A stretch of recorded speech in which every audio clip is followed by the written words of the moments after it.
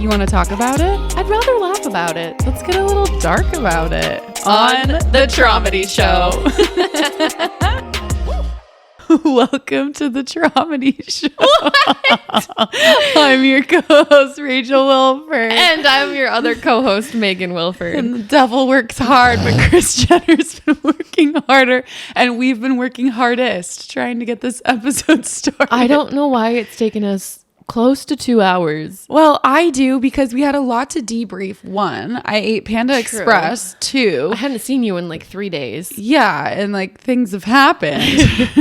And then we had equipment break. My phone is quite literally taped into the phone stand right now. And we're just praying to God it doesn't fall during this interview. It's a ragtag operation. Extremely. And then my iPad, I'm trying to gather up all these freaking screenshots and receipts for my thing on this episode today, and my iPad's crashing. Everything's working against us. Zelda pooped. He always has some sort of bodily function when we start the podcast, whether it's pee, poop, or vomit. Let's just hope it's those three. And Let's just hope. last night, my curtains crashed out of nowhere. Like the curtain rod just fell off the wall in the middle of the night. That was weird. Yeah. Somehow related to all of these. Somehow I think it was the Catalina catalyst for the rest of these issues today. Honestly, yeah. Like there's been a lot of weird, spooky things happening. Speaking of spooky things, this was the initial chaotic intro I wanted to do. Megan screamed at a man in the club this weekend. And it was very spooky to him, I'm sure. Screamed at a man in a club. A poor innocent man. She just absolutely screamed in his face. Would you like to tell the story, Polonius? I would, yes. I'm very proud of it. I was just feeling absolutely feral, not in like a slutty way, in like a just great, like, no. For context, we were out in the gas lamp on Saturday night it was me, you, Andrea, and Nicole, and my sister, Caitlin, who's now 21 and can do hood rat shit with us now. Woo. And I we was were feeling at feral in a hood rat way. There you go. In a like crazy girl way or social anxiety is afraid of me way. Social anxiety is afraid of me way. Ooh, I like that. Yes. Yeah, we were at Trailer Park After Dark. If you don't know what that is, it's like this underground trailer park themed bar in San Diego. It's really fun. You should go. Okay, now go. And I was tapped out on drinks at that point. So I had my water in the club, just hydrating. And then this man bumps into me and knocks my water on the ground. And I decide to be really dramatic. And I look at the water on the ground, and then I look at him, and then I scream like bloody murder, like She literally, all she does is just look him in the eyes and scream. eye contact. Yeah. And he's like, oh my God. Arms like slightly akimbo. Akimbo? What is that? It just means like agape a little bit. Arms akimbo. It's like out Did slightly. you make up that word? No, I didn't. Look it up, Thelonious. I can't. My phone is... Oh, I have my iPad. I'll look it up. Arms akimbo. Arms akimbo. Yeah. Let's look up the I name. approach him akimbo style. You were an akimbo bimbo. In akimbo bimbo. And I screamed at him because I just let him know, You sure did. I'm not messing around. And then he was like, I'll buy you a new one. And I was like, oh, it was water. He's like, you screamed at me because I knocked down your water? And I was like, yes. yeah. And I think I screamed at him again at that point. I don't know. having the hand on the hip and the elbow turned outward. Okay, so you weren't quite akimbo. You were akimbo adjacent. Because your hands were not on your hips. Your hands were like near your hips, but your elbows were a little more akimbo. I was kind of doing this. Yeah. You were akimbo adjacent. Akimbo adjacent, some may say. Screaming at this man. That was such a fun night because I just felt like I just was with my girls. Yeah. My back still hurts from it. I think I seriously like messed something up. What? You didn't even ride the bull. I know. I didn't even ride the bull, but like since that night, my upper back is so painful. And I went to hot yoga and I've been stretching and I've been doing all this stuff and like trying to get a massage, and it's still hurting. I guess I'm 30 years old now. You just carried the weight of the whole group on your back. Like, I did. Yes. So that was my fun night moment. Yeah. Megan I scream at a man. Mm-hmm. Arms at Kimbo adjacent. Should we do our tiny triumph of the week? Yeah, should we start with it or end with it? Let's start with it. Okay. Let's like warm up with it. Okay, yeah. Little that's warm good. up. That's good. Yep. What you want to go first? What? Yes. Okay. So if you listened to our episode last week, we introduced a few new segments. So we're going to start introducing some of those as we please in each episode. So this week, Because it's our podcast. And we can do what we want. Mm-hmm. Exactly. My tiny trauma. Shoot. Oh, well, originally I was going to talk about my curtains falling down, but I already talked about that. Oh, yeah. I think I might just talk about having to drive people lately. Because we know Megan doesn't like that. We know, Meg. I think we've already talked about this on the podcast. Yes. Well, I talked about it in our Shrek episode because I was like, I drove to the airport because I always Megan drive. doesn't drive. Yeah. And I've found myself volunteering lately because I want to be a good person, and you've had to drive down to San Diego all the time for work. Be a good person. I have this guilt of like, okay, Thelonious is driving all the time. You're putting all these miles in your car and like gas and whatnot. And so we went down to San Diego. Well, first off, I drove for Ren Fair. Yes, you did. And just having other people in my car gives me this anxiety, and I don't know. Because you're a people pleaser and you know your car is not very pleasing. Rude. But am I wrong? Am I wrong? No.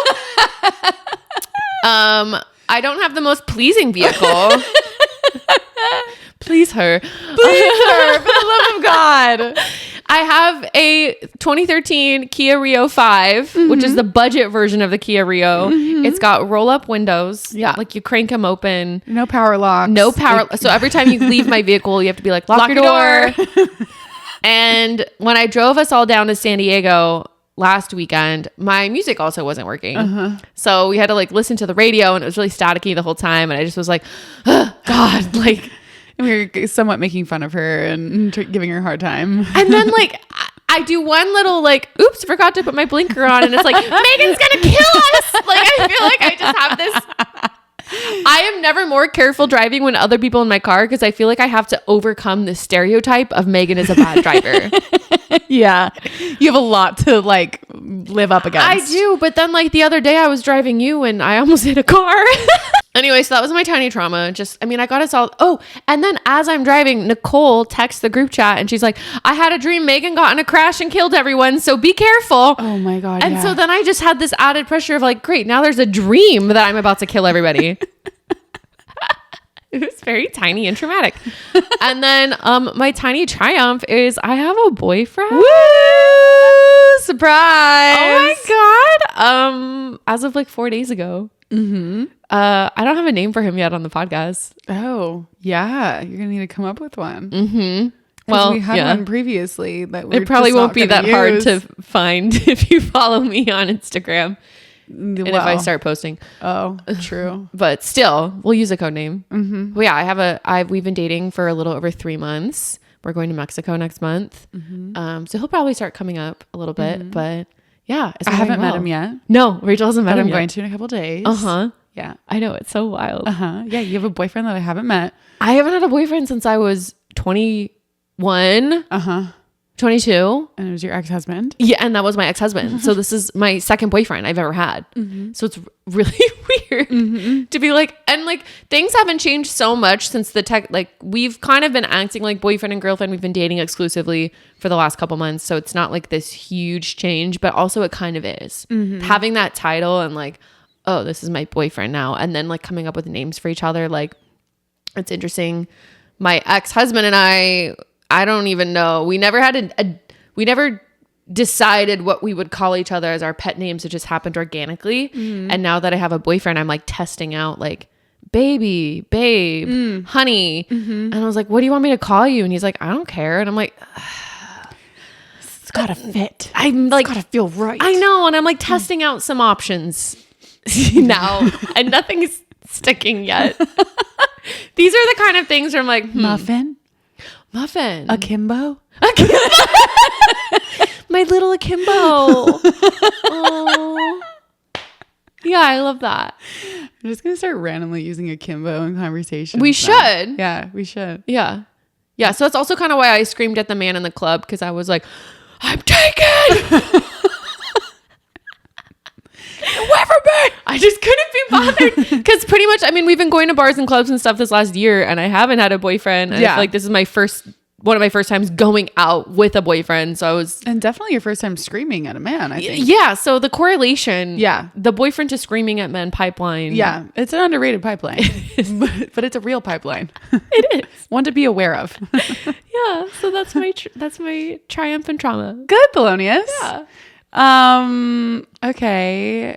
My tiny trauma. I'm trying to remember what my tiny triumph was going to be. I actually had like real life trauma happen to me this week that I'm not going to talk about. Maybe for a later episode. Yeah, maybe another time if I get permission to talk about it. My tiny trauma was, so last week I said that my tiny triumph was that I got back on Hinge. Right. The triumph to trauma pipeline. It's an underrated pipeline. So my tiny trauma is that I started talking to this guy. What should I call him? Minuteman. Perfect. Let's call him Minuteman. Isn't that like a type of soldier from the British Army? The Minutemen? Yeah. Am I making that up? Sounds right to me. Let's go with it. Okay. But it also is watch related. Right. Yeah. So let's do the that. double entendre. Perfect. So I started talking to Minuteman on Hinge, and we know this about me, and we'll get to it later in this episode as well. This banter thing that I have is the hot ticket, and so that was there.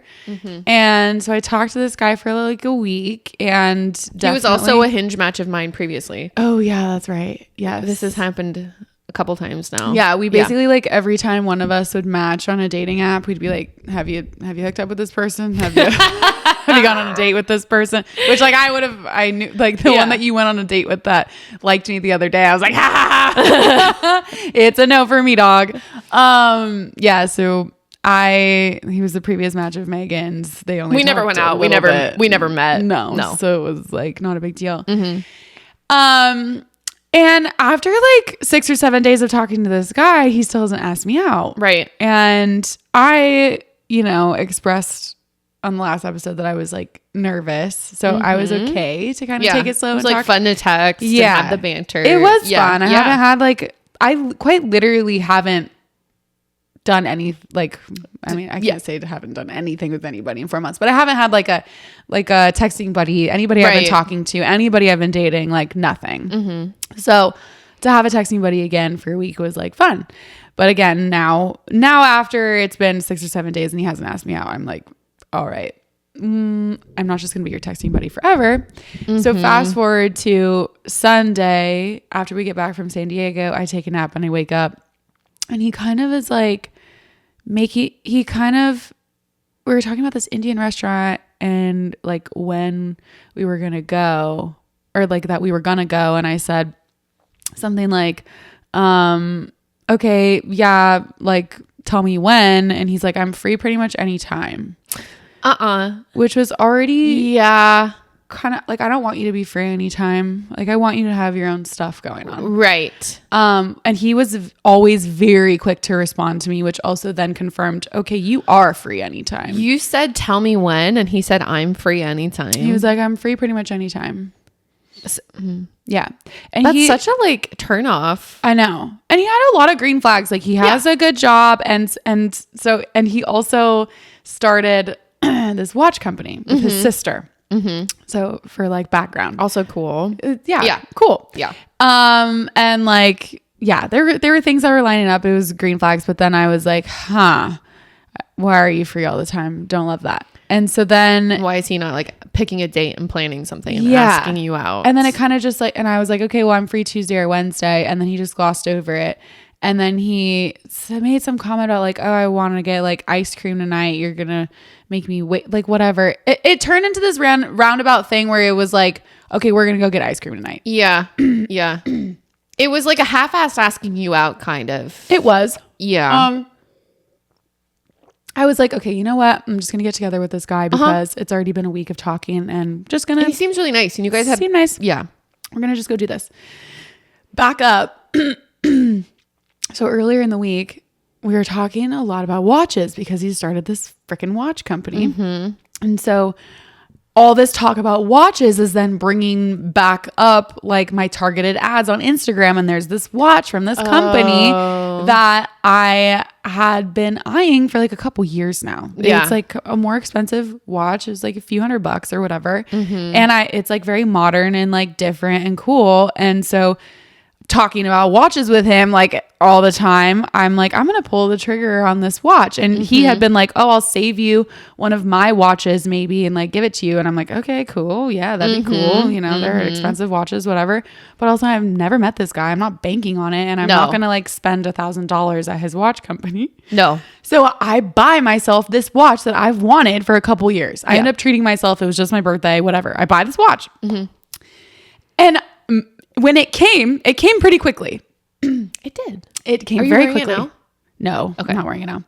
It came very quickly. And when it came, I was like, I'm going to send him a picture of it and we're going to bond about watches. That's my thing. I'm like, he's super into watches. Yeah. Like, I'm very much not right. like a watch person, but I was like, he'll think this is cool. Yeah. So I sent him this picture of this new watch that I got. And I'm like, all this talk about watches, like... made me inspired to pull trigger on this watch that I really like. And he's like, he immediately like wasn't very happy. He was like pissed that I bought a watch from a different company other than his. And I'm like, dude, I don't owe you anything. You've been in the talking stage for 3 days. You're not going to buy his $1,000 watch. No, I'm not. I haven't even met the dude. Like, I am not obligated to buy a watch from your company. No. But he was like I think it was sarcasm coded in real feelings. Right. Or real feelings coded in sarcasm, I should say. Like, he was very much trying to play it off like he wasn't actually that upset, but I think he actually was that upset. And then when we got ice cream, we're sitting there and he like takes off his watch and has me try it on, which is the one from his company. And my immediate response, I'm like very honest. Yes. Like I just, you're a Taurus, so Slytherin. Yes. So my immediate response was, I think it's this is too big on my wrist. Yeah. And he's like, wow, like I don't think like what. And I was like, you don't think so? Isn't that a man's watch? And he's like, no, it's unisex. Like that's like a standard size watch. And I'm like, gets all defensive. It looked ginormous on my wrist. Like, yeah, I'm glad I didn't pay $1,000 to buy this watch. Like it looked massive on my wrist. Like it looks really cool. he just was so triggered about the watches. And I paid for the ice cream. And you paid for the date. Yes, I did, because we got there. It was Handel's. If you haven't been, it's really good ice cream. But the Wolf and I used to go to Handel's all the time when I lived in Carlsbad, because it was right around the corner from me. And we figured out this system where you can order online, and then you don't have to wait in the super long ass line outside in the cold. You just walk up to the little side window, tell them your name, and they hand you your order. And so I pull up, I see the line super long. And when he pulls up, I go over to his car and I'm like, we're not going to wait in this line. Like, I have a trick. So I order it. I start pulling it up on my phone. And then it was this awkward little thing of like, okay, you're not going to give me your credit card to put in my phone, which I understand, I guess. But like, so I kind of just took charge of the situation. Yeah. Which like also isn't hot to me. No. Like I'm in charge and fucking like everything in my life. I can understand, but I also could have seen a scenario of him being like, do you mind if I grab your phone and I'll put my credit card number in? Or like, let's do this on mine. And then totally. Or he was like, I'll Venmo you. And I'm like, did the Venmo happen, ladies? No, it didn't. And then he's a perfectly fine person. The conversation was fine. He's not my person. Moral of the story, I don't think. He followed up with like later that night, he's like, dinner's on me. And I'm like, I just kind of don't think so. So anyway, all that to say, that was my... Wait, did you break up with, like... Didn't know. Did you just not text? How did it end? I haven't officially... I don't think I'm going to need to. I was hoping he, like, wouldn't follow up. And he did the next day, like, asking me how it was going. Like, I hung out with my family. He was asking how that was going. And I responded. And then he responded again. And I didn't respond. And then the next day, he sent me a meme. And I responded. And then he asked me a question. And I didn't respond. So I'm kind of, like, breadcrumb ghosting. Is that a thing? That's kind of what I'm doing. Breadcrumb ghosting. Yeah. People have different opinions on this. I think that's acceptable. You only went on that one little ice cream moment.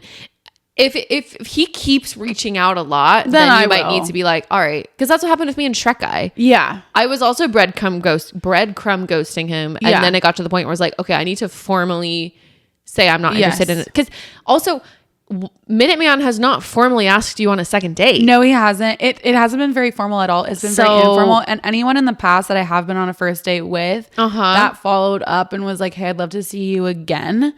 I've always, I helped you write text. I have my own of like, I just don't. You wouldn't like, ghost someone at that point. I respect you. Like this, I just don't see this going further. Whatever. Totally. I don't totally feel the need to do that with this one because again, like the dude never even like really asked me out. To me, it's giving like inexperience or like it is an honestly good guy who needs coaching or experience or someone to be like, this is what you need to do to like take someone out or but I'm not here to raise another man. Like I've already done that. We need someone who knows what they're doing. Yeah, like I need a man to come in and be like, when are you free? I'd love to see you. We're going here. I made reservations. Oh, boom. So hot. And when can I see you again? Like, that's end of story. Otherwise, I just... That's what my boyfriend's been really bothered. Good at. Yeah, too. Good. Like, asked me out really quickly. And that's what we need. That's what... To the 4 men listening to this podcast. 4 men. One of them's our gay uncle. Uncle Chris. Hi, Uncle Chris. He's going to be a guest on the podcast. Yeah, we're really excited to have him on. Yeah. Okay, so that was your tiny trauma. That was my tiny trauma. Triumph turned trauma. Fuck. Yeah.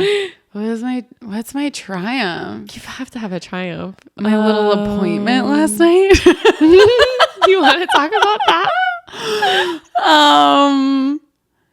I don't know if there's been anything else that's been like triumphant necessarily. My tiny triumph. What was your tiny triumph? My tiny triumph was because I can't think of anything else, so I'm just gonna expose myself. Jack, who I've talked about in episode 1, who came to the launch party. We're good friends. Great friends. He texted me yesterday asking how my weekend was because we catch up every now and again. We were catching up. Turns out he's in San Diego and invited me down. So I went down there and that's that. And had a great time. I love when you get nervous, your voice gets kind of sing-songy. I definitely sing. Yeah. You did that when you were talking about your Hemis. Yep. Hemis and Jack in the same playing field for sure. Just kidding. Yeah. And then I only had a 20-minute commute to the office this morning instead of an hour commute. It was honestly, if we're talking about girl math, it saved you time. It was the responsible thing to do to go down to San Diego the night before. Yes, it was. Yeah. And then I walked your dog this morning. Yes, you did. As best friends do, so that they can go down to San Diego spontaneously. For their appointments. For their special appointments. For their spontaneous last minute appointments. Very important appointments. Shall we talk about your ex-boyfriend? Jared, don't cut this out. Yeah. Okay. Okay.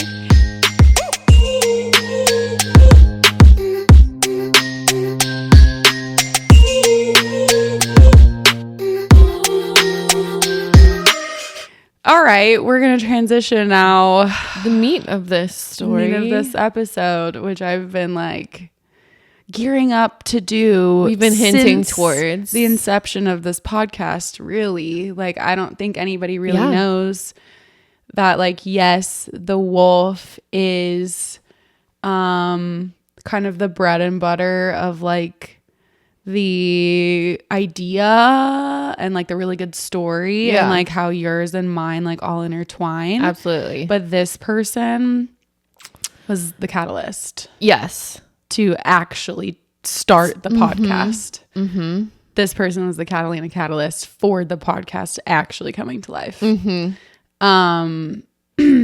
Have you introduced his pseudonym yet? So, introducing the Weatherman.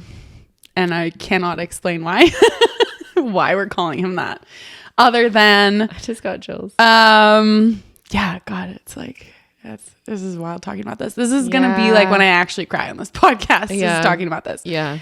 Yeah, a big reason why we're calling him this is because of something that I wrote after we broke up, which I probably can't read, unfortunately, because it'll give it away. Give away who this his person identity is. Yeah, but there's other things that I can and will read from that time. But the Weatherman.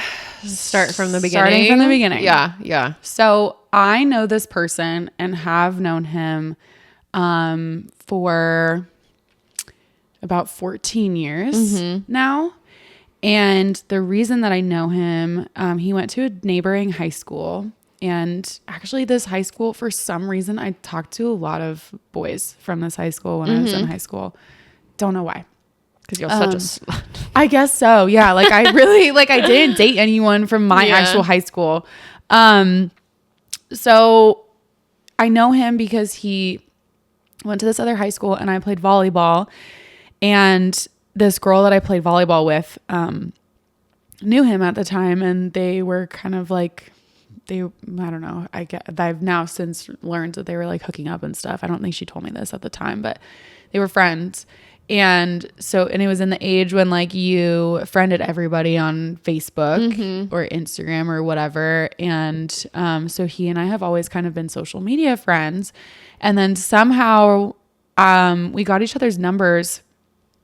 And the first and only time that I had met him before we actually started dating was they used to do these things, and I think they still do actually, called glow dances, where all the high schools would come together at one high school gymnasium and they would put on this big glow dance. And it was just like a makeout frenzy, honestly, is what it really was. Like my friends and I would have competitions of like who could make out with the most boys in one night. Oh my gosh. Yeah, and I'm like Sounds in my fun. volleyball spandex and my white like you remember when the white V-neck shirt, like the men's white V-neck shirts were like all the rage? That was like what everybody was wearing. Meanwhile, at I'm at my Christian I know, prom, so maybe that you has didn't to get my dress approved. And you're going to I'm make in my out volleyball competition. spandex and being a slut at the glow dances. God. Yeah, so he and I for some reason had each other's numbers and we had been texting at the time.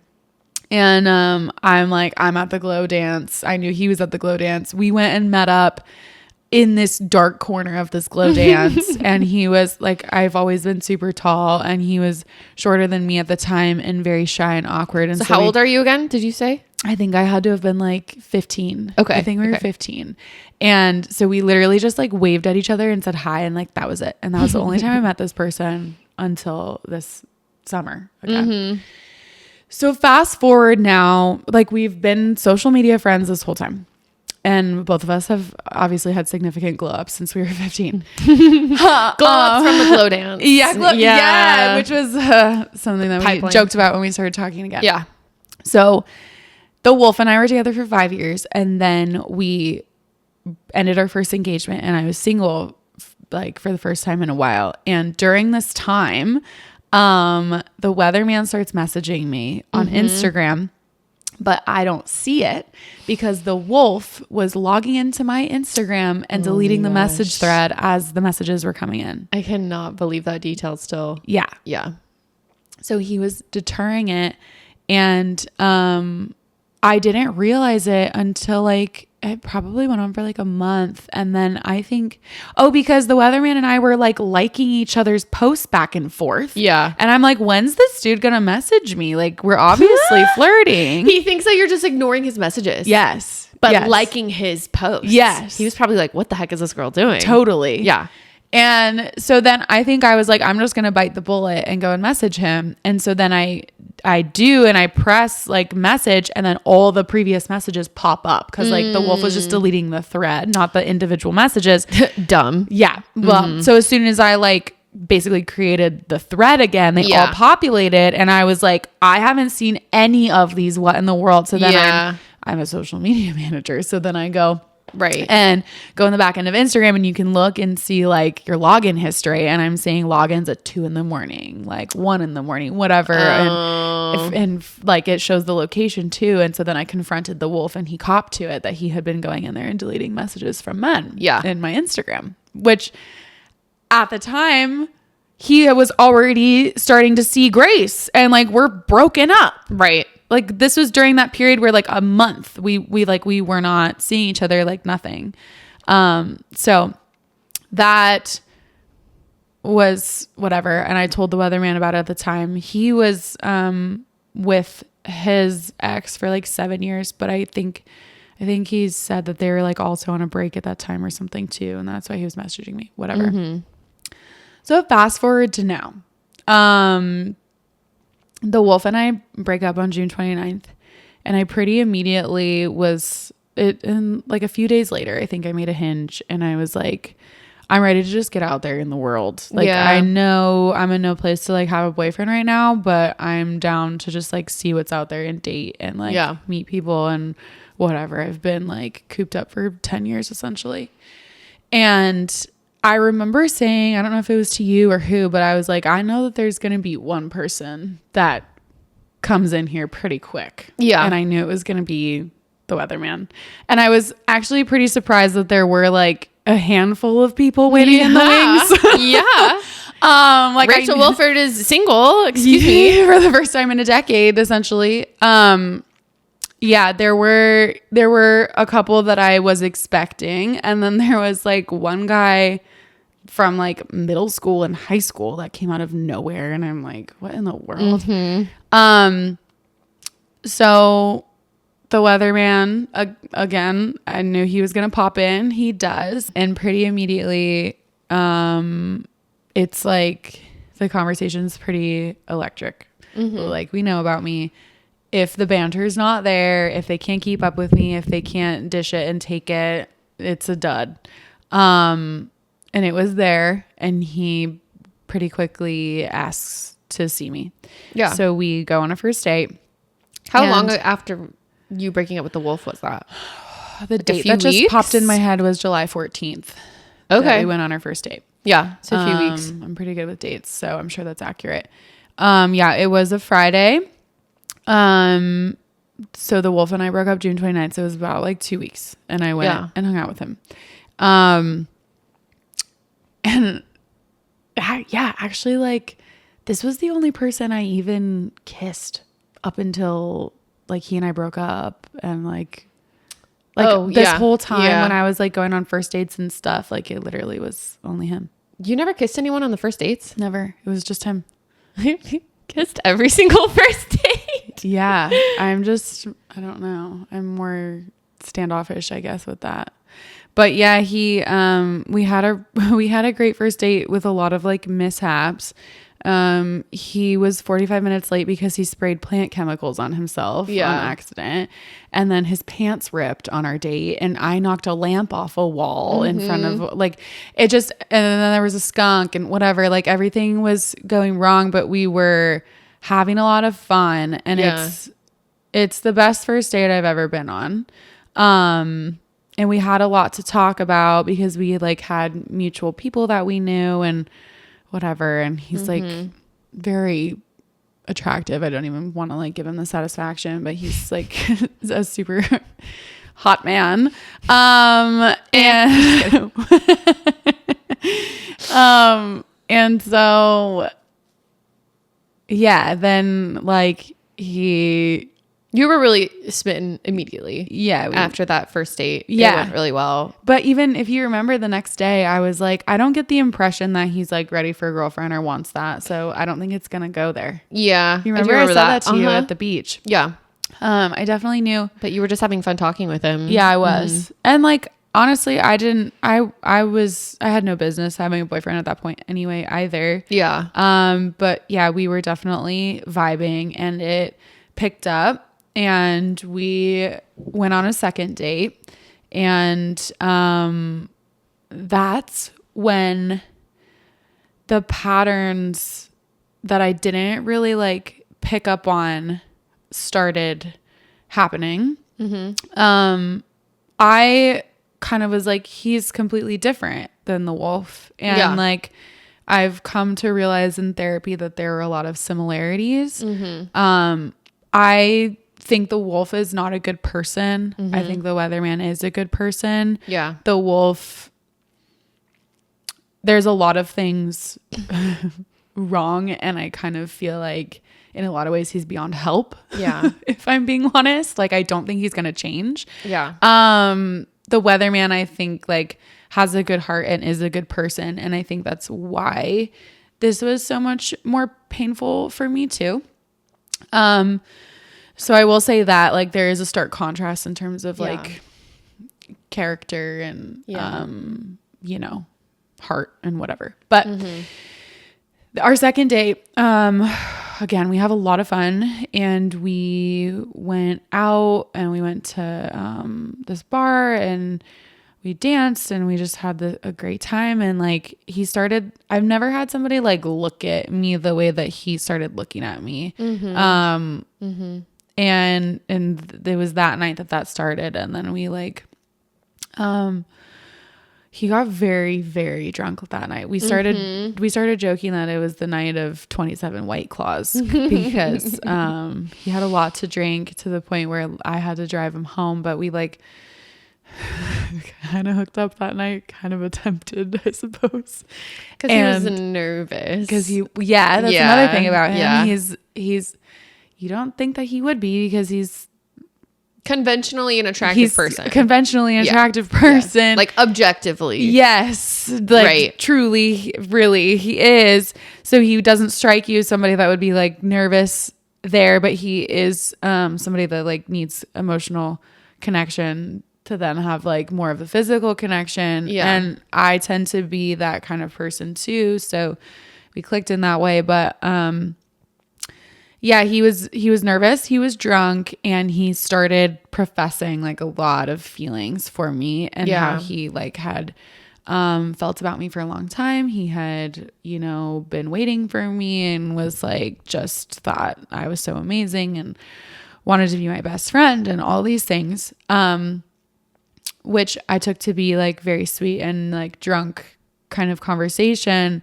But at the end of the day, that's what the wolf did to me in a similar way on our second date. He told me he loved me on our second date, not drunk, completely sober and everything, but like a similar kind of love bombing pattern that I didn't pick up on at the time. And so then it just kind of kept escalating from there. We continued to hang out. And it was just getting, I don't know, it was sweet and cute and whatever. And he came and hung out on my unwedding night celebration. And then you and I went on Cousin Moon. Yeah. And by that point, he and I had hung out like 5 times or something. And you guys were texting a lot on Cousin Moon. Yeah. We were talking like all the entire time leading up to it. And then the whole time we were in Europe, I was talking to him the whole time. Like you established these patterns where you were just in this, like, he was your new person. Yeah, pretty much. That you were texting. Yeah. I felt very safe with him too, because we bonded very early on about, like, I told him what happened to me, because I also felt this friendship baseline with him too, because I have known him so long and we do know mutual people and whatever. So I told him what happened to me, and he was very sweet about it and was like always down to talk to me about it, and like was very interested and invested and supportive. But he also had his own story to share of that he had been cheated on in his 7-year relationship. And that really wrecked him too. And so I felt like a kinship there of like, well, he's also been cheated on. And so we can bond over this. And like, he knows how it feels. So he wouldn't do that to me is how I was feeling. So we bonded over that. And he was so there for like the whole unraveling of my house and like all the crazy things the wolf was doing for those months. Like he was there for all of it. Like holding my hand essentially and talking me through it, and like was totally a support system. And somebody that I really like trusted and went to when things were going down with all of that. And so, we're in Europe and I'm talking to him, and I'm definitely like having a lot of feelings for him too. And I very quickly had this realization before we went to Europe. I felt like God kind of put him in my life to really fast to be like, okay, you were so scared that you could never replicate like this connection that you had with the wolf. And here is one that's better. Yeah. Like right away, so that, you know, like that's out there for you and you don't need to like worry, because I really hadn't had that with anybody else. And this was very like electric for me. And so I'm super excited to come home from Europe and see him. Yeah. Even when we were in Europe, there was lots of cute Italian boys, and you were kind of focused on the Weatherman. I wish I could monogamous. Like, yeah. You like focus that on a person at a time. I do. Yeah. And that's not a bad thing at all. It's not a bad thing. No. That's just kind of how I operate. It's just how you are. I know. And I'm like, I'm trying not to be that way. In early dating phases, there's pros and cons to that, because you also don't want to like put all your eggs in the basket early on, or like get too emotionally invested or whatnot. But then also you're loyal as like you're the most loyal person. So it's just it's a positive. It's just something to like, Yeah. I was going on a lot of like first dates and stuff. Yeah. But then it kind of dropped off because I was like, none of this is comparing to what I have with this other person. Yeah. And so we get home from Europe, and I'm really excited to see him, and I'm waiting for him to like initiate plans, and it's taking him longer than I would like. And I've been home for a couple of days, and he finally is like, kind of asking when he can see me. And I'm like, oh, I'm free tomorrow or whatever. And he's like, well, let's get coffee. And coffee gate. Yeah. And I start roasting him, because I'm like, we're past coffee. Yeah. What do you mean coffee? Like coffee is like a first date, like very square one kind of thing. Yeah. Like we've been going to dinner, we've been going out, like, you know, you've met my friends, like why are we going to coffee? Like take me to dinner, or you know what I mean? Right. So I kind of was like roasting him for it. He got insecure, and then he's like, okay, like I'll come meet up with you later or whatever, just tell me where to go and when, blah blah blah, and was like all up in my business. I'm like, okay, yeah, sure. I had these other plans, and then we were gonna meet up later. And this is when I think this is the first time that he falls asleep when he's supposed to come meet up with me. Oh my gosh. And this becomes a pattern for the whole time. So he was a narcoleptic. He was a narcoleptic. And would keep sleeping when you made plans. This happened all the time. Like 24 times. And it started giving me so much anxiety. Like when we were like more actually like in a relationship. But this was the first instance of it. I just never like hear from him again that night. And then the next day he's like, oh my God, I fell asleep. And then the next day I'm pissed, and I quite literally tell him, you're fumbling the bag. Like I'm you need to figure it out. Or like shit or get off the pot at this point. Like I've been home for many days now, and you're kind of fucking it up. And so he gave you all the attention when you were gone and away, and Yeah. there was no chance for him to make a date or initiative. And then as soon as you get home, then he starts to, I don't really know what to do. Let's get coffee. Yeah. And then I'm going to fall asleep And and then not we'll fall follow asleep. through and all this stuff. The next day is Hurricane Hillary. Oh yeah. When I'm calling him out for his bullshit, and he comes to hang out, and this is the first time that his phone's plugged into the car when we're in his car, and a text comes up from a girl. Right. And we go out, and I have a little bit too much to drink, and I kind of start crying in the car on the way home. And I'm like, I don't know what we're doing here, and I don't know what you want from me. Like, I'm starting to get mixed signals and get confused. Yeah. And say, like, what's up, with this text you got from this girl. And he's like, that's my friend, she's in town, whatever, blah blah blah. And fine, like, that happens, and we're not together or whatever at that point. But then a week goes by where I'm still waiting for him to, like, kind of show some initiative and make some more effort with me. And this is when he's saying his busy season at work has started. And so he's like hinting at plans. There were like 3 instances of him hinting at plans, or hinting at us doing something, or hinting at whatever. And then I'd be like, yeah, when? And he just would, like, not respond, or dodge me in some way, So or send me a meme or whatever. Yeah. And there was one time that I was like trying to be cute and have him come over, and he like basically like, and I called even while he's like texting me, and he screens my call, and then he like later just kind of laughs like it was a joke. And I was so pissed and felt so disrespected at that point, and kind of strung along that I end it. Yeah. And I just was like, you know what? I don't remember exactly what I said or how I said it. This was like end of August, beginning of September, 2023. I'm like, you know what? I'm feeling disrespected now. And that's where I draw the line. Like, I'm trying to, make this happen, and I'm not gonna keep doing that. Like, Yeah. it just was feeling very immature, and it was feeling like I was kind of putting myself out there, and he was, dodging me essentially.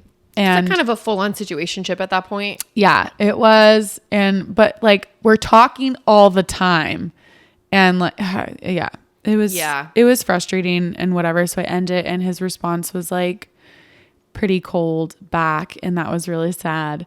And then that's when I go on the first date with fake Jake, which I'll need to tell the story of that sometime. But yeah, like a handful of days goes by, and then you and I go to the Beyonce concert.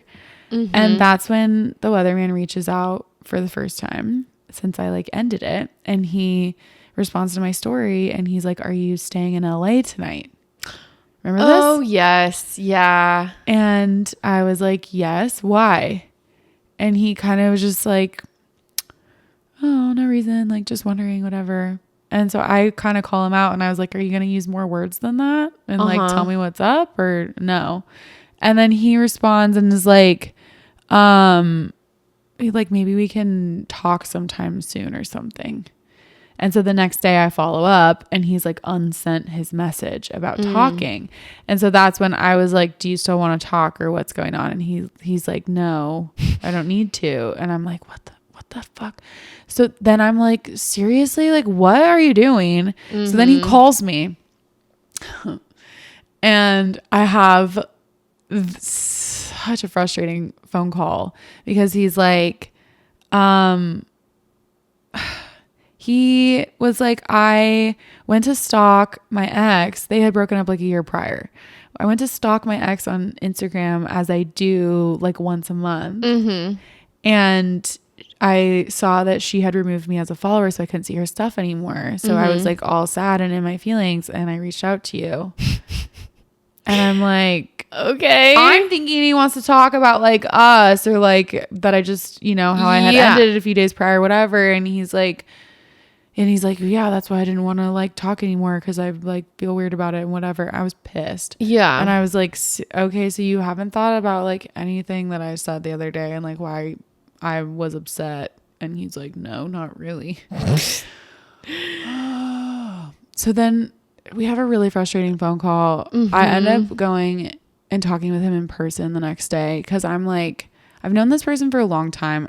I didn't want to just like end on bad terms, which, spoiler alert, we still did later. Yeah.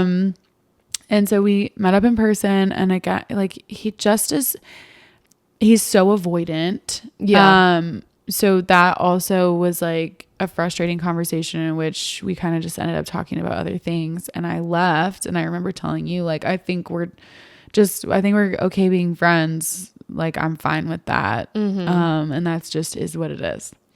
And that's what started the month, essentially, of him reaching out to me every single day in some way. Me never reaching out to him once first, but I would always like respond. And so we kind of kept this like friendship going.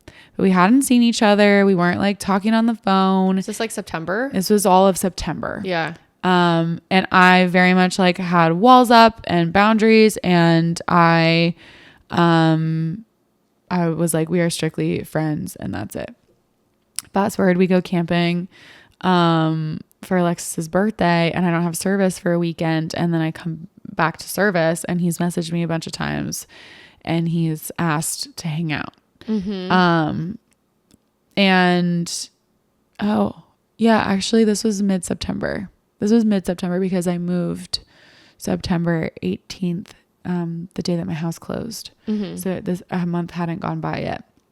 So he comes over like 2 days after I move into my new place, because he insisted.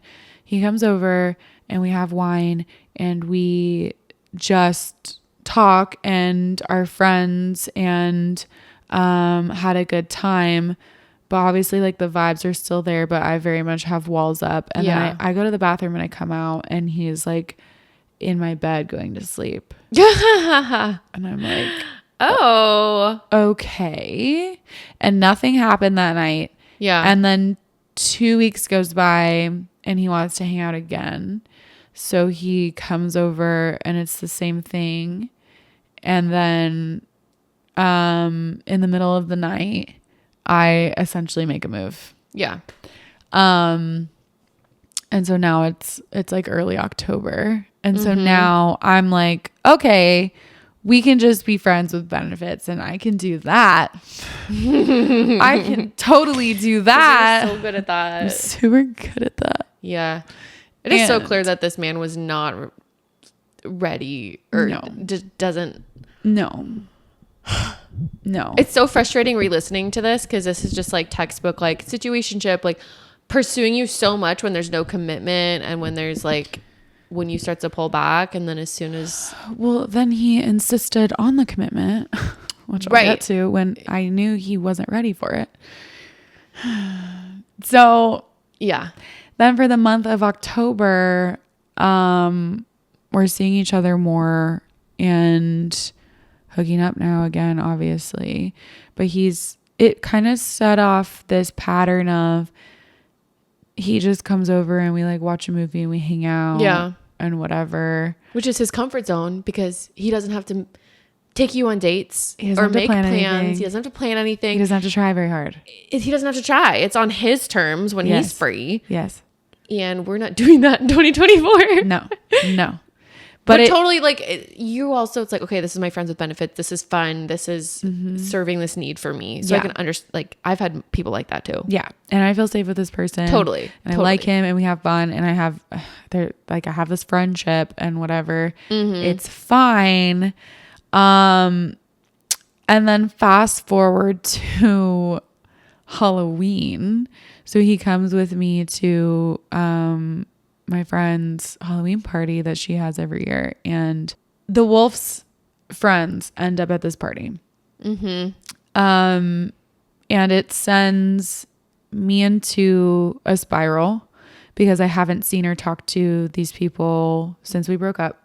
I don't know how they feel about me, and now all of a sudden the new person that I'm like kind of seeing he's at this point, he's like starting to confess deeper feelings for me as well. And I have not returned the sentiment because I'm wary. Yeah. But I'm seeing this person and I'm inviting him to this party, and now my ex's friends are here. And so I, go over and kind of am dancing around the subject and having this uncomfortable conversation while he's over hanging out with you and Andrea and doing his best in this uncomfortable situation. And then he later decides to leave. He just decides that he's uncomfortable and he needs to flee because he's such an avoidant, and he doesn't have a conversation with me about it. He just walks out the door. Yeah. Which is not okay. And I just hear Andrea going, Rachel, he's leaving. And I'm like, what? And so I go follow him out the door, and we have an argument outside, and he's like, I'm going to go meet up with my friend at the bars over here. Like, I'd love it if you came and met up with me, whatever. And I'm pissed. Yeah. And I'm like, you were just going to we're going to leave me. Okay. And then I go back into the party and I'm really upset for a number of reasons, that being one of them. And the other being that my ex's friends were there who like I do truly deeply love. And now like I'm super glad that we had that conversation and I was able to, have that baseline established of like we're good and we're friends and everything. That's great. It just like wasn't the setting for it necessarily, and I wasn't prepared to do it, and like it was an uncomfortable situation and whatever. Like I've never had anything against his friends or anything. I'm glad that we're good, but it just was a tumultuous situation. So I go back into the party and I'm crying and really upset. And at that point, like I kind of just wanted to get out of there. So we leave and we go to the bars. And then to add on to the chaos, another one of the people that was kind of waiting in the wings walks to the bars with us, and he and I end up walking alone, and he confesses that he's had feelings for me for years, which I knew. And that was super chaotic. And we end up not being able to get into the bars because Jacob didn't have his ID. And so we end up at this other house party. And while I'm there, the weatherman starts blowing up my phone. It's like 2 a.m. At this point, I have no idea where he's been. He's calling me drunk and he's at my house. He's on my porch. And I'm like, oh my God. Okay. So I get an Uber and I go home. And this night is kind of when things started to shift. Because when we got home, I was having a lot of anxiety, and my dog actually jumped on me to stop me from having an anxiety attack because he was avoiding the conversation and having a tough conversation with me. Yeah. And finally he saw that he needed to do that. So he did. And he explained why he left and how he had felt and all these things. And I was like, I totally understand that. That's super valid for you to feel uncomfortable in that situation. But you can't just like walk out and not say anything to me. Yeah. That's where you went wrong. And so we talked about it. And I think this is the night he also ended up confessing to me that he was like, maybe it wasn't this night. I think it was later. Yeah. Anyway, we like resolve it. We resolve it. And then that's when things start picking up for the next couple weeks. And at one point we go out and come home. And this also was a layer of it too. That was really fun for me, was because the wolf never drank or anything. And so being with a person who also drank and like to go out and stuff was really fun for me. I've never had that with a partner. And he hadn't either. And so that was new for both of us and was really fun to just come home and like be tipsy and make pizza and like Right. just chill and like I don't know. Yeah, he'd go out with us Yeah. when he didn't fall asleep. Or, Yeah. Basically There was, before like, he became my boyfriend. Before he became your boyfriend too, but then there was a period of time where we would all be at a bar and you'd be like, oh, the weatherman's coming, he's on his way. And then it'd be like, well, I haven't heard from him. I think he fell asleep. Yes. Like it just was like this super inconsistent. And then like, oh wait, he's actually here right now. Let's go to this bar. Like you could never depend on him. It was very He did not inconsistent. like to have someone depend on him for anything. Yeah. No, he was a lone wolf. Yeah, he was. Yeah. Yeah. But it was still like you were still in I feel like a good fun phase that was picking up in November, which then when did he go to Orlando? Yeah. So we go out one night, we come home, we make a pizza, and he confesses to me that he was like, I feel really weird that you don't know this. But he told me that like he cheated on his girlfriend and had an affair with like a married woman. Oh. And told me about this. Yes. And he was like, I just feel icky that you don't know this. Like with everything with the wolf, I feel like you need to know this information and blah, blah, blah. And told me this story basically of like at the end of his relationship, things were super bad and she had cheated on him and stuff. It was different scenarios, but he met this woman out at a bar and started having this affair. And since all of this has happened and I've talked about it a lot in therapy, my therapist was like, so when men tell you a story like this, pay attention because they're telling you their pattern. So he basically did the spoiler alert. He kind of does the same thing to me. He's like unhappy and goes and finds somebody else and whatever. Right. So he tells me this and I'm taking it as, you know, honesty and whatever. And then this is when he starts telling me like that he loves me and things like that. So there was this one weekend, it was he had this big Europe trip planned. And right before the Europe trip, he was going to be gone in Europe for 3 weeks. He was doing this solo trip to Europe, to Spain and Portugal. And right before he was going to go to Europe, he had this work event conference thing in, it was training in Florida. I think it was Miami. Or was it Orlando? I think it was Miami. Whatever, somewhere in Florida. For a few days. And then he basically was like going straight to Europe. So I wasn't going to see him for like 3.5 weeks. So the weekend before he's leaving, we were spending a lot of time together. And this is when we go out with you and Andrea one night, the night before he's leaving, and he tells me we're like dancing and he like tells me he's so in love with me. And then we get home and he starts crying and telling me like he doesn't want to go to Europe, he doesn't want to leave me, he just wants to stay here. Like he's felt like in the past he's had to put pieces of himself away, and that I fully accept him and just like how special I am, and you know, how much he loves me and all these things that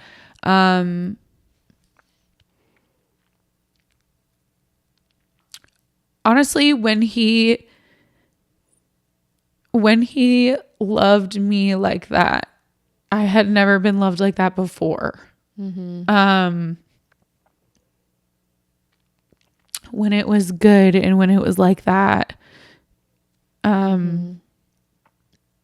it was magic. I've never had that before. And it's much more sincere than the wolf. Yeah. The man like thought I was the coolest thing on planet Earth. Like he was obsessed with the way I spit when I brushed my teeth. Like he like his favorite things about me were like the randomest things. He just would like anything I would do, it was like he was in awe of it. Like I don't know, it was like he just I felt like in my relationship with the wolf, he was always trying to like keep me in a box and like tamp me down and keep me in this place, you know, to not get super high to where it would make him uncomfortable. And I feel like with the Weatherman at first, when it was good for sure, like he just like he saw me and appreciated me and like loved how I shined and just like held mirrors up to it, kind of is how I felt. And yeah, I've never had that with a man like that before, and it was great. And it was fleeting, and yeah, I thought I expressed, I was like, you know, I love you too, right? And he's like, I do know that you've never said it before, but like I've always felt it. And it was this weird thing of like, we fell in love and then he left. Like the next day he left after that conversation. And then it just kind of was never the same. It was strange. But so then he goes, we have this tearful goodbye, and I'm so emotional. And he goes to Florida, and for the first day that he's there, he's texting me a lot, and he like calls me at the hotel the next night, and he's drunk, and we have this very like vulnerable conversation in which he's like, he starts talking about me being his girlfriend, but he's scared to do that, and like and I'm like, it kind of feels icky to me to do that before you go on this Europe trip. Like I was kind of like, I don't want to tie you down. That's where my mindset was. And I was like, I want you to be able to do your thing. And he was like, what thing? Like, you're my thing, and got like upset. And so I was like, okay, interesting. And then it was the next night. The next day I barely heard from him at all. And it was a stark contrast from the night before, where he's like obsessed with me and all over me and saying all this shit, to not hearing from him at all. And I start getting a lot of anxiety because now my heart's involved. And we have no sort of boundaries established. No, we're not even like saying we're exclusive at this point, right? Like things, but you confess love for each other. Yeah, but yeah, things are happening very backwards. Many people can relate to this. Yes, honestly, that like, oh, we've been talking, hooking up in this kind of weird situationship for months, and we say we love each other, but we don't have this like these established labels of what does our relationship mean. Yes, it is like a nightmare of anxiety. Yes, it is, because you can't be like, who are you talking to? Why are you doing this? Blah, blah, blah. Because he's not your boyfriend. Because he's not my boyfriend. We're not exclusive. We haven't had that conversation. Oh, yeah. But it's like, okay, but you love me. But like, what are you doing? And like, I quite literally don't know how to trust a person still to this day. But like very much so then. Yeah. And I mean, at this point we have been like July, August, September, October, November, 5 months. We're 5 months into this relationship. And so I don't hear from him, and I'm worried, and I'm now going into detective mode, which I've had to do for 10 years. Yeah. It's your natural, like, kind of crisis anxiety response. Yeah. Your trauma response. Yeah.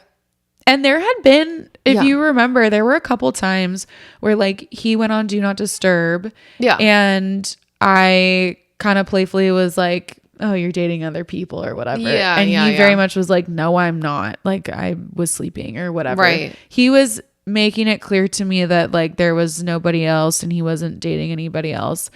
But now he's in, I'm pretty sure it was Miami.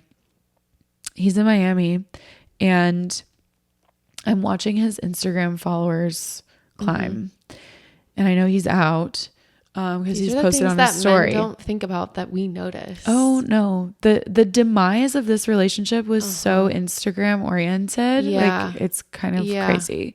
So I'm watching his Instagram followers climb, and some girls know this, I'm sure. You can click on the followers and like sometimes it'll show you like, oh, people that they've interacted with recently, or like sometimes it's random or whatever. There will be some times where if you click, it'll show, it changes every time. It'll show you chronologically. You can do that with your own people you follow too. Like it always changes and you can tell these are the people who I most recently followed. Yes. And the other way around. So for his, I was clicking. And then there was one time that I clicked and I was clicking on profiles every single time. And there was one time that these profiles that I was clicking on, there were like, it was like Miami, Florida in the bios or whatever. And I was like, these are new people he's meeting right now. This is chronological. Go. Yeah. And so I'm seeing all these women now in his Instagram following. Yeah. Or followers. And he's at a salsa bar. That's I'm sketchy. like, okay, so my anxiety is skyrocketing. He's not responding. He has his red receipts on and he hasn't even read my messages, I don't think. And there is one name that comes up later, but I have a photographic memory. And so there is one girl in there that comes up specifically 2 months later, essentially. So put a pin in it. What are we going to call her? Tori. When you say there's a name that comes up later, do you mean you saw Tori as a new follower? I saw Tori as a new follower that night. Okay. In Miami. Got it. So you see, of course, when the order was chronological. You are like trauma response memorizing all of these names and you have a photographic memory. Yes. So yeah. And I've been conditioned to do this for 10 years. Yeah. Like I don't think he quite knew who he was dealing with. So the next day I'm trying to get answers of what the hell happened. And he's not. Were you also like phone word dialing him at this point? God, like he liked to say. No. Is that his phrase? I hate that phrase. Yeah, that was his phrase. Okay. No, I didn't. I wasn't blowing up his phone. I think I texted him a couple times, like just making sure you're okay. Like I haven't heard from you. But no, I wasn't calling him or anything like that. That didn't happen until later when he was actually my boyfriend. Right. So the next day I'm like really upset and I'm trying to get answers and he's not really giving them to me. And his responses are super weird and I have so much anxiety. And I'm rage anxiety hiking. And he is like, I'm coming home today. I get into LAX and then I'm going to come to you. And then his flight for Europe was going to leave at like the next morning at like 8 a.m. or something. Yeah. And I wasn't expecting to see him. Like I was thinking I wasn't going to get to see him. So I'm like, okay, at least we'll be able to talk in person. Yeah. So he comes to my house late that night and proceeds to tell me that he and his coworkers went out.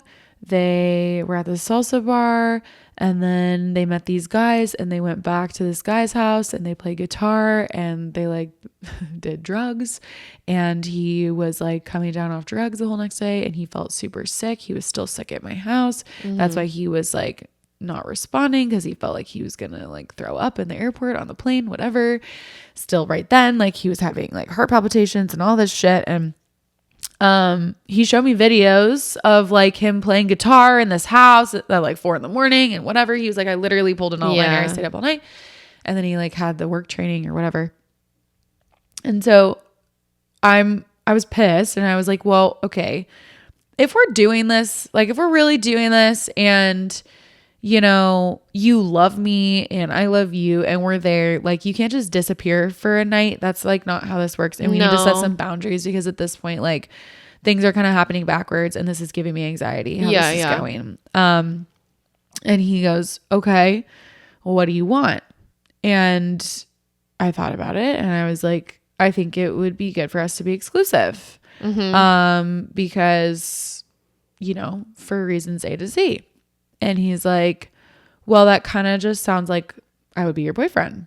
And I was like, well, do you want to be my boyfriend?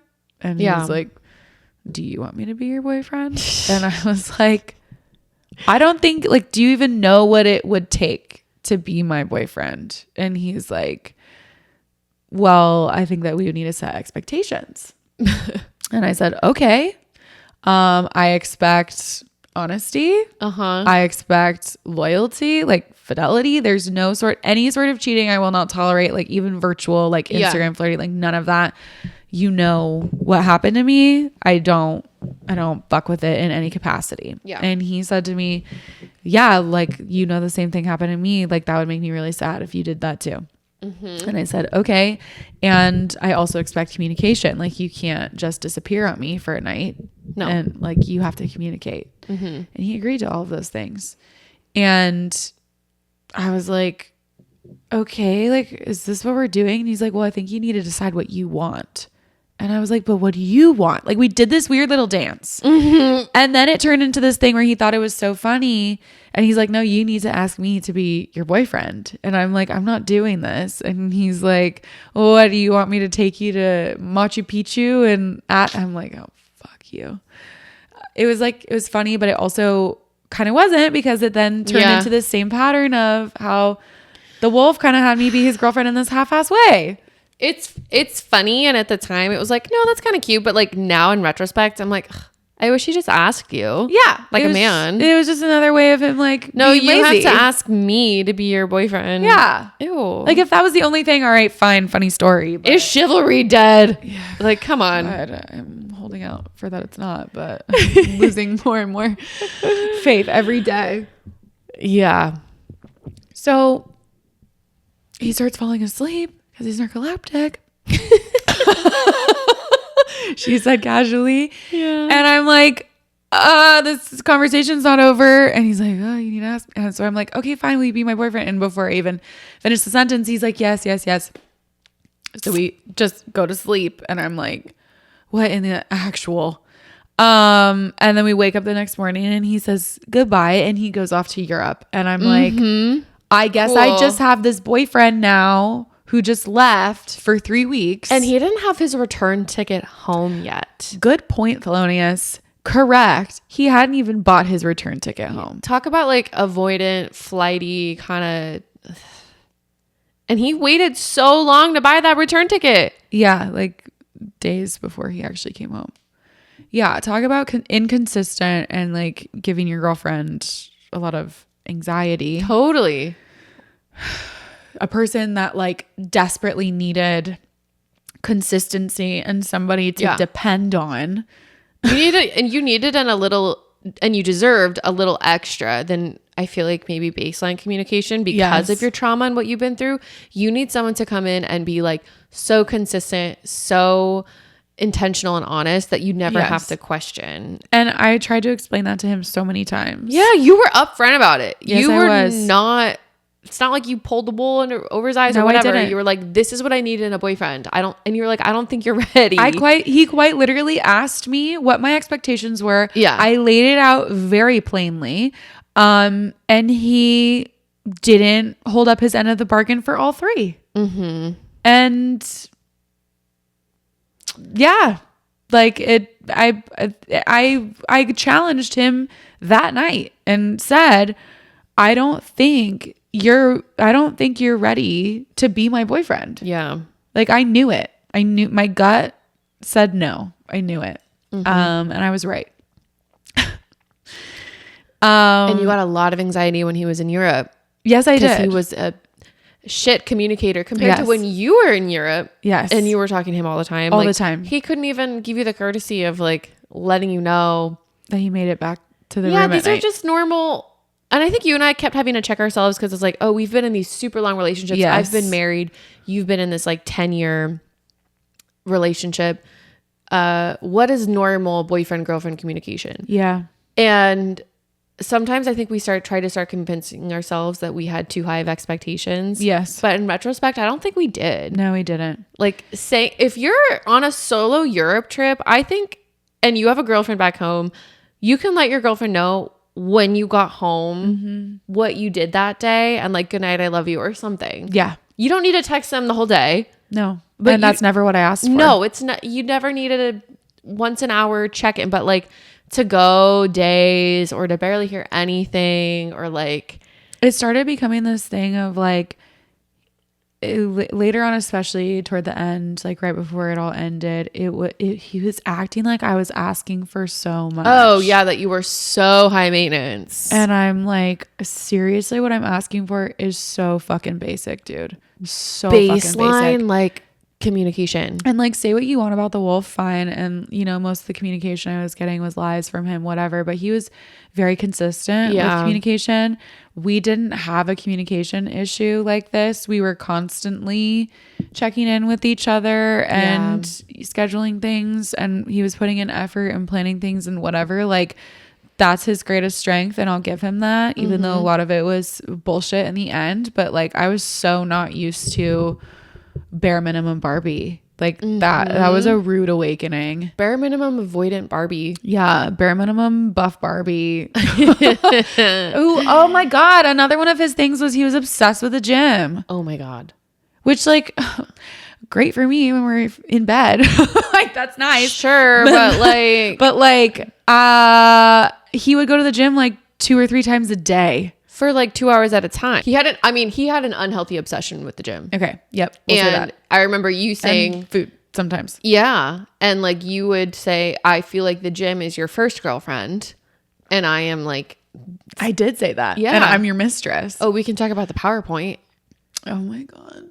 But Yes, also don't let me forget about the PowerPoint. I won't let me forget about the after PowerPoint. Europe. I feel like, yeah, there's still a few more things So when to he's Europe. so he's in Europe, and like the first few days are great, and he's communicating a lot, and he's calling me, and like we're FaceTiming, you know, at night when he gets back to the room, and like we weren't talking all day or anything like that, but I was definitely hearing from him, and he was sending me pictures, and you know, still all up in my business, and because we're hot off the heels of whatever, like being in love and whatever, and now he's my boyfriend, and then it drops off.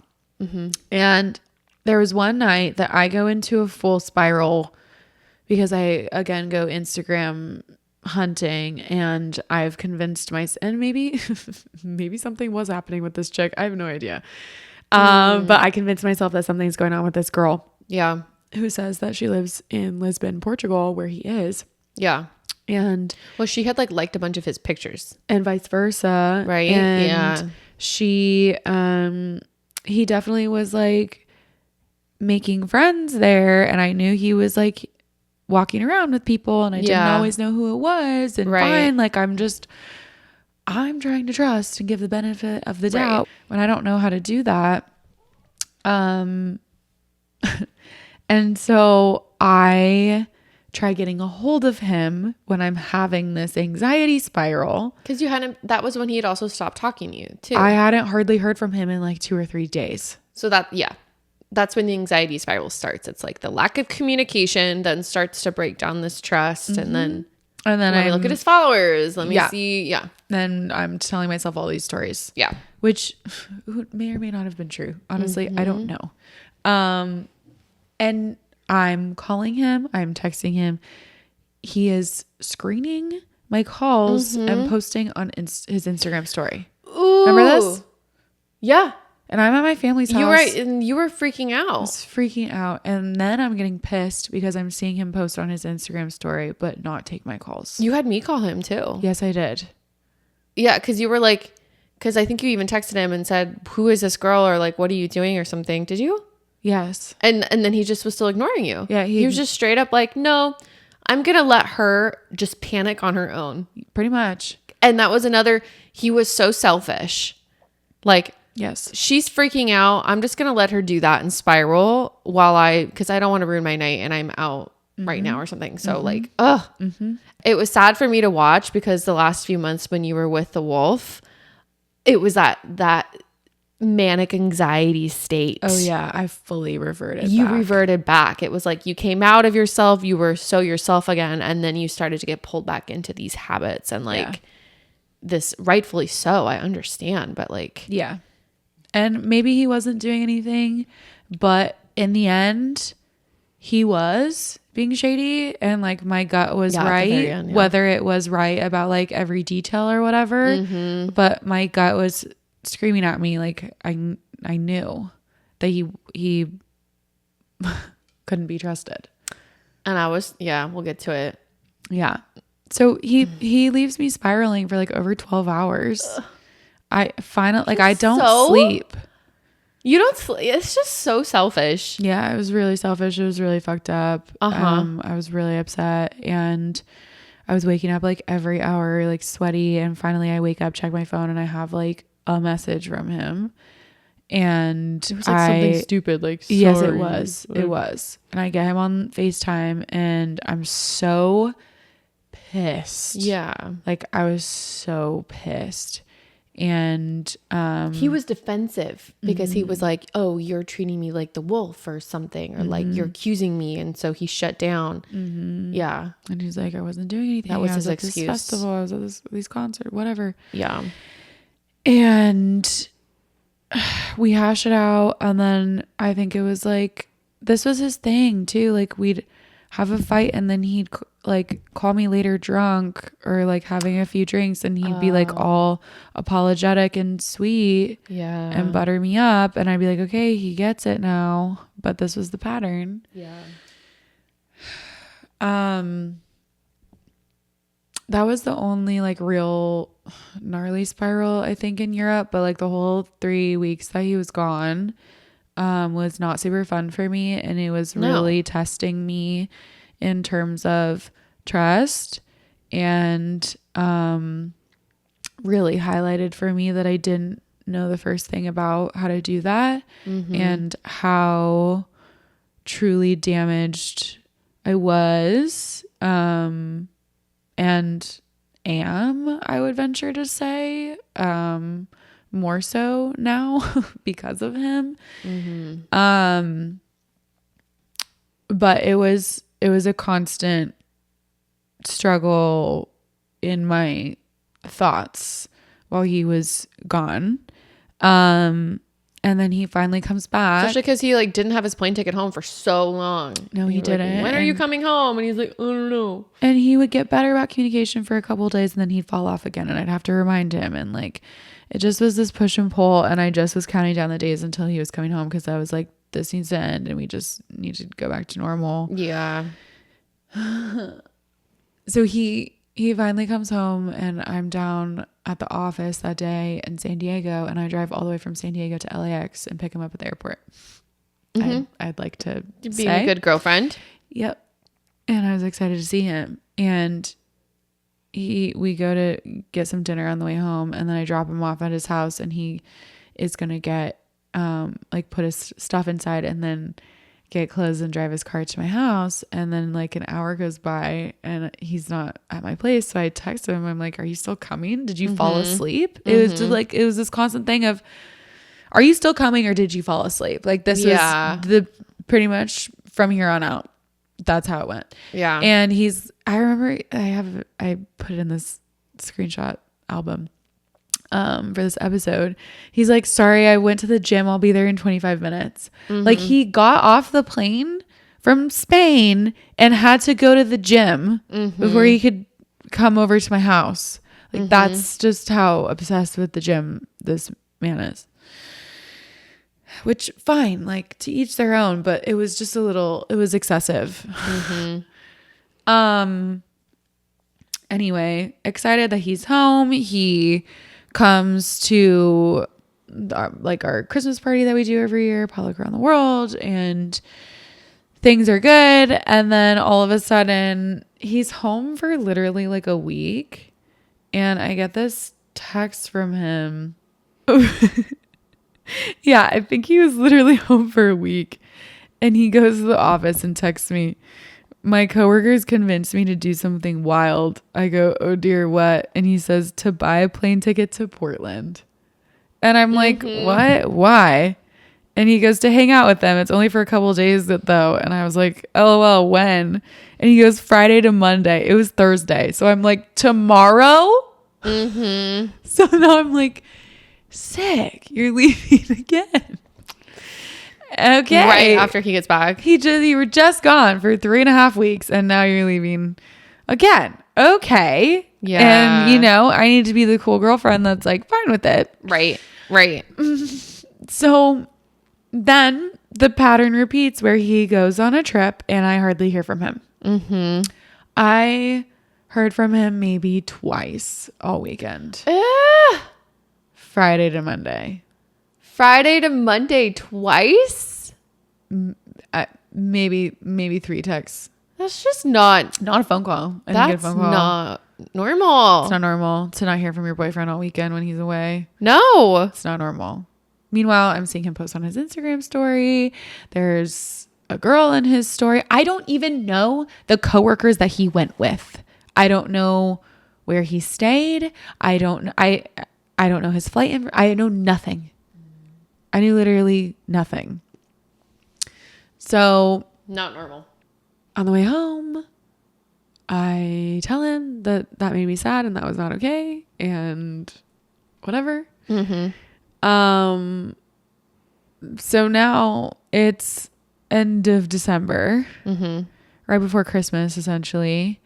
And this is when the anxiety started getting worse and I made the PowerPoint. Oh, the PowerPoint.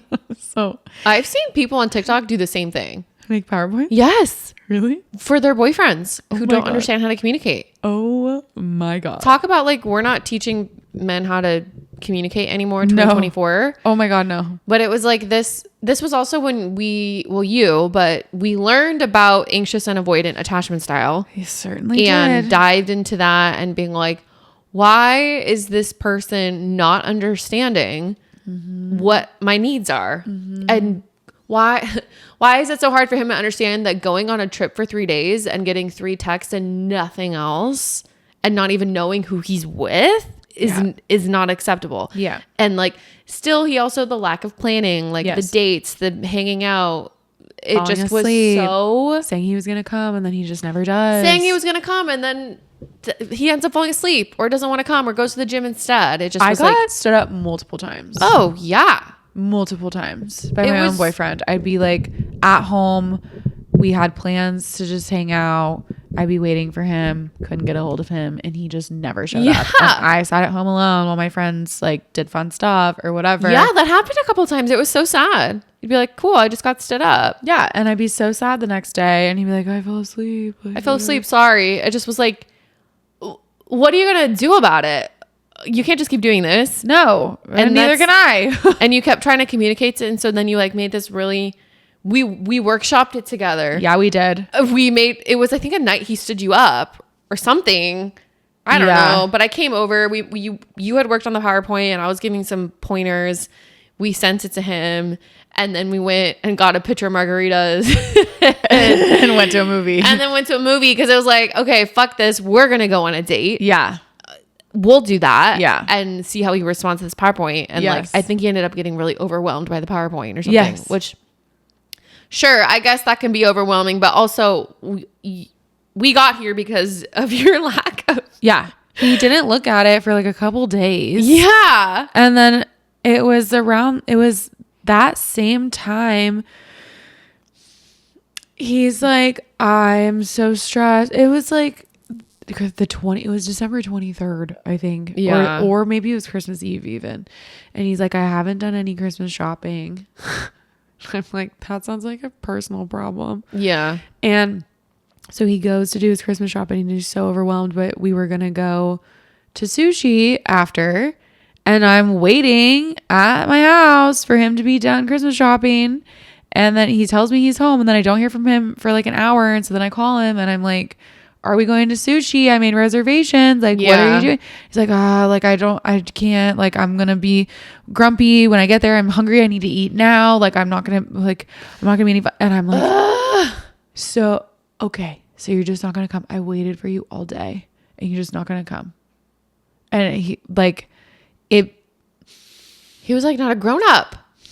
Have a snack. That made me so mad when he left you at that point. Oh my God. I was so mad too. And I just tried to bury it. And then it was the next day was Christmas Eve. That's what it was. This is also another pattern of you trying your hardest to trust, to communicate well, to work. You worked so hard to be less of an anxious attachment style person. Yeah. It was like the Rachel Wilford boot camp of how can I be the best girlfriend I can possibly be and give this person as many chances as they could while the other person just literally doesn't try. Yeah. Literally just zero effort.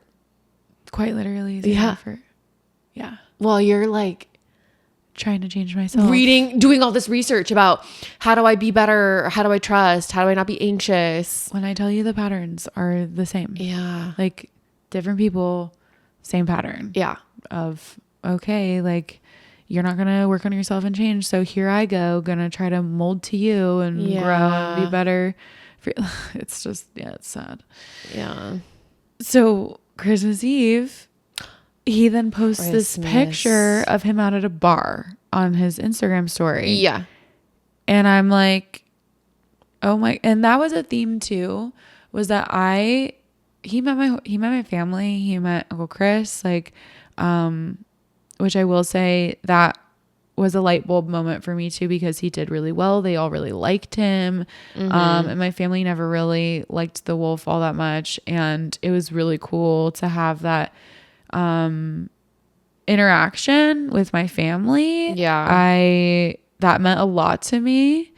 And, but I really folded him into my life. He had met all my friends at that point. He was invited to everything.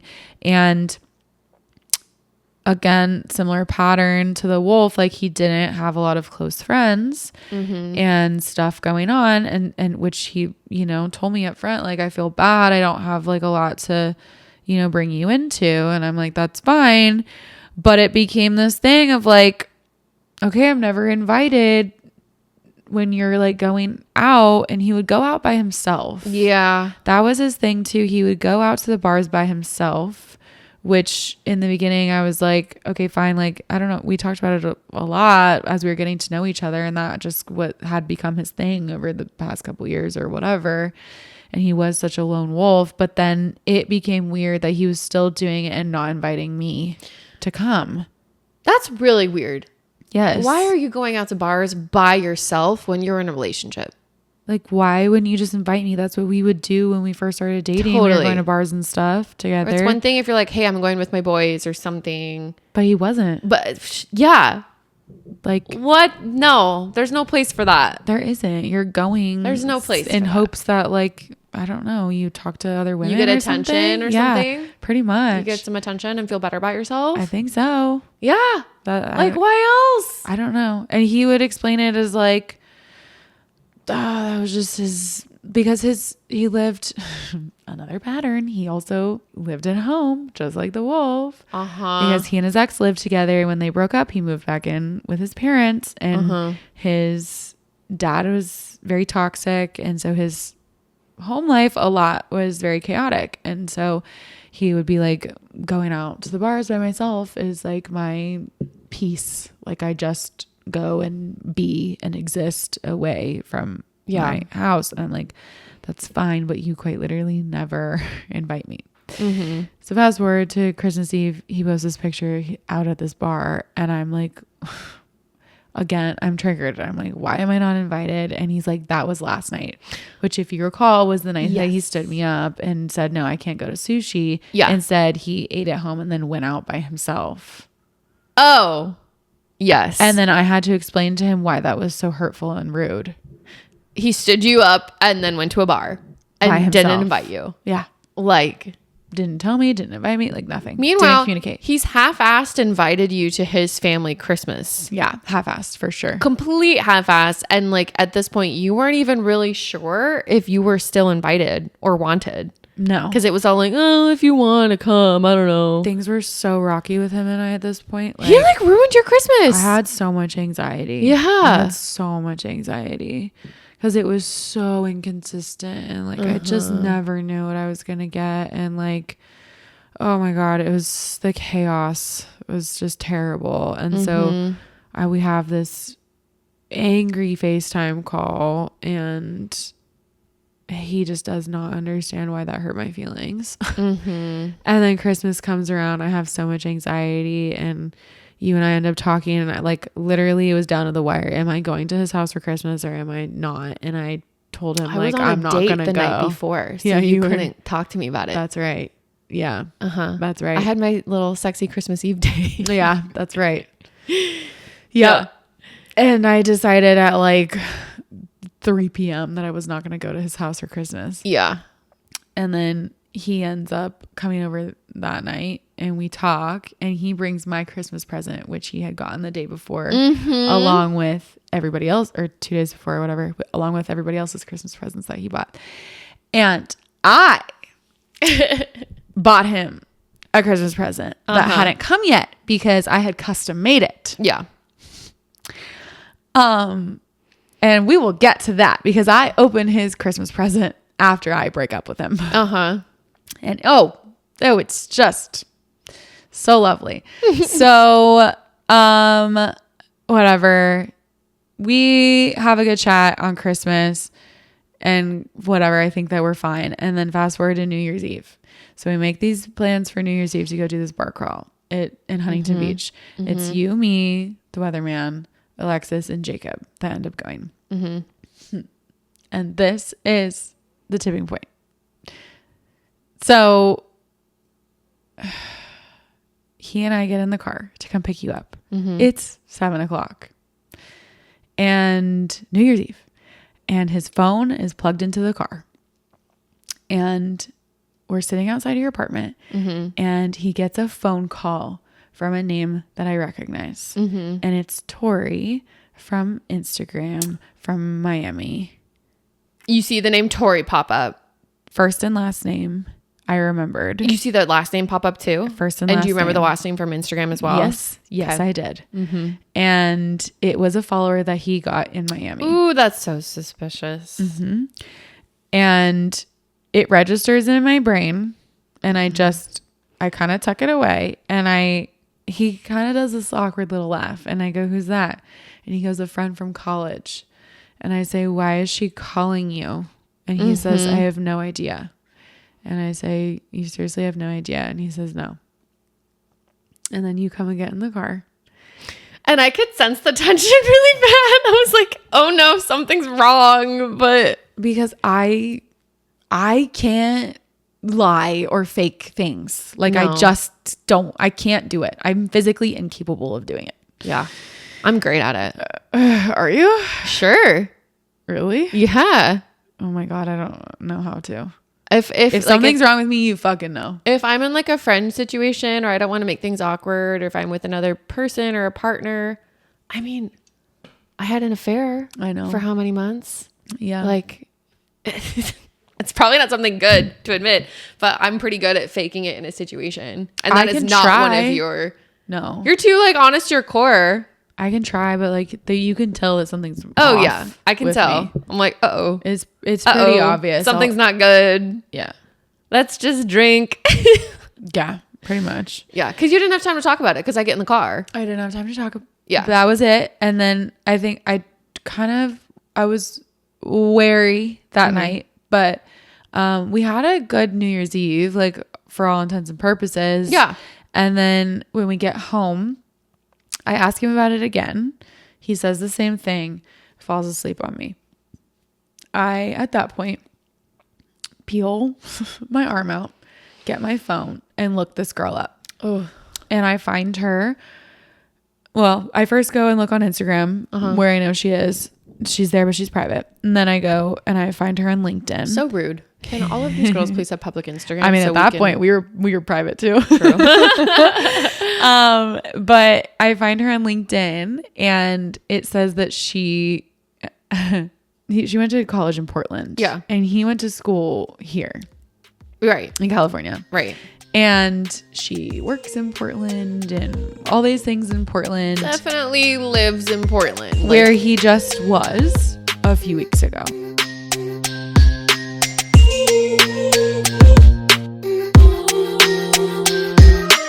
So that's a good stopping point right there. We are going to do a part 2 of this story and go into more details on the unraveling of this relationship, including cheating and lying and bad communication. Me getting in a big fight. Yeah. Ooh, Megan tells the Weatherman off. Megan throws hands. Megan throws a fuck you. Yeah. Instagram DM. We originally did not think this was going to be 2 episodes, but there's just so much to it that it just makes sense. Lots it feels of right. Instagram detective work as well. Yeah. The next part 2 is going to be part 2 is going to be juicy. Yeah. So stay tuned for next week. We'll go into it some more, but for now, don't forget to rate, review, and subscribe to us anywhere you listen to podcasts. It really means a lot when you guys do that. And follow us on Instagram and TikTok at the.traumedy.show. Bye. Bye.